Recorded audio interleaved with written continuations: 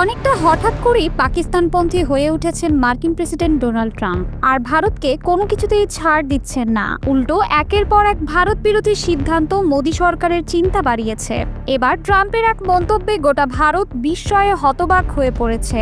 Trump সরাসরি বলেছে, ভারত ডুবলে আমার কিছু যায় আসে না। কেবল ভারত নয়, রাশিয়াকেও জড়িয়ে দিয়েছেন মার্কিন প্রেসিডেন্ট। ভারত থেকে আমদানি করা পণ্যে 25% শুল্ক আরোপের একদিন পরই আবারও বিস্ফোরক এই মন্তব্য করেছেন মার্কিন প্রেসিডেন্ট ডোনাল্ড ট্রাম্প। এবার সরাসরি ভারত ও রাশিয়াকে আক্রমণ করে তিনি বলেছেন, ভারত রাশিয়ার সঙ্গে কি করছে তা নিয়ে আমার কোনো আগ্রহ নেই। চাইলে তারা তাদের মৃত অর্থনীতি একসঙ্গে ডুবিয়ে দিতে পারে। It's really not okay with him. Therefore, you may have to fight, and maybe it'll end very quickly. নিজ মালিকানাধীন সামাজিক যোগাযোগ মাধ্যম ট্রুথ সোশ্যালে দেওয়া এক পোস্টে ট্রাম্প লিখেছেন, ভারতের সঙ্গে আমাদের ব্যবসা খুব সীমিত, কারণ তাদের শুল্ক হার বিশ্বের মধ্যে অন্যতম উচ্চ।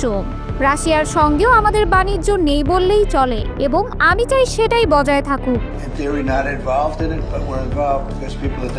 তিনি আরও লিখেছেন, ভারত অনেক আগে থেকে অযৌক্তিক ও অমূল্য ভিত্তিক বাণিজ্য বাধা সৃষ্টি করে রেখেছে, যার ফলে আমাদের সঙ্গে তাদের বাণিজ্য কখনোই খুব বেশি হয়নি। এছাড়া তারা মূলত রাশিয়ার কাছ থেকে সামরিক সরঞ্জাম কেনে এবং চীনের সঙ্গে মিলিয়ে রাশিয়ার অন্যতম বড় জ্বালানি ক্রেতা। অথচ এই মুহূর্তে সবাই চায় রাশিয়া ইউক্রেনের রক্তপাত বন্ধ করুক। রাশিয়ার সাবেক প্রেসিডেন্ট দিমিত্রি মেদভেদেভকেও কড়া ভাষায় আক্রমণ করেন ট্রাম্প। তিনি বলেন, রাশিয়ার ব্যর্থ সাবেক প্রেসিডেন্ট, যিনি নিজেকে এখনো প্রেসিডেন্ট ভাবেন, তাকে বলো তার ভাষা সংযত করুক।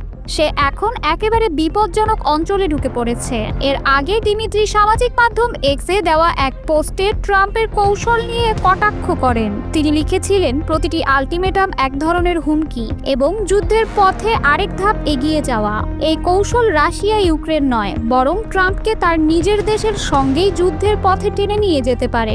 Between Russia and Ukraine, people are being killed, mostly young men, mostly Russian and Ukrainian men. Trump সম্প্রতি দাবি করেছেন, ইউক্রেন যুদ্ধ বন্ধে রাশিয়ার প্রেসিডেন্ট ভ্লাদিমির পুতিন ব্যর্থ হয়েছেন। তিনি আরও বলেন, যুদ্ধ থামানোর জন্য তিনি পুতিনকে 50 দিনের বদলে মাত্র 10 বা 12 দিনের সময় দিতে প্রস্তুত। At levels you've never seen before, thousands of people awakened. I've spoken to President Putin. ভারতের উপর শুল্ক আরোপের সঙ্গে সঙ্গেই ট্রাম্প আরও একটি চুক্তির ঘোষণা দেন। তিনি বলেন, যুক্তরাষ্ট্র পাকিস্তানের সঙ্গে একটি যৌথ প্রকল্পে কাজ করবে, যার লক্ষ্য দেশটির বিশাল তেল সম্পদ উন্নয়ন। ট্রাম্প লেখেন, আমরা সম্প্রতি পাকিস্তানের সঙ্গে একটি চুক্তি করেছি, যেখানে তারা আমাদের সঙ্গে মিলে তাদের বিশাল তেলের ভান্ডার উন্নয়নে কাজ করবে। কোন তেল কোম্পানি এই প্রকল্পটি পরিচালনা করবে তা এখনো নির্ধারণ করা হয়নি।